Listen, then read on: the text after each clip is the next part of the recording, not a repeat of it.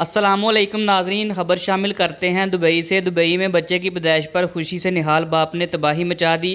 تفصیلات کے مطابق عرب امارات میں سب سے مصروف شہر دبئی میں پیش آنے والے ایک واقعہ کی اطلاع ملنے کے بعد ہر شخص نے سر پکڑ لیا۔ بتایا گیا کہ دبئی میں ایک عرب شہری نے بچے کی پیدائش پر خوشی کا اظہار کرنے کے لیے حدیں پار کر ڈالی۔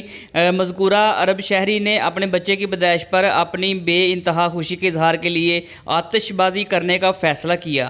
اس مقصد کے لیے اس نے اپنے دو دوستوں کو بھی ساتھ ملا لیا، تاہم مذکورہ شخص اور اس کے دوستوں کے اناڑی پن کی وجہ سے خوشی کے اظہار کے لیے کی جانے والی آتش بازی تباہی کا باعث بن گئی۔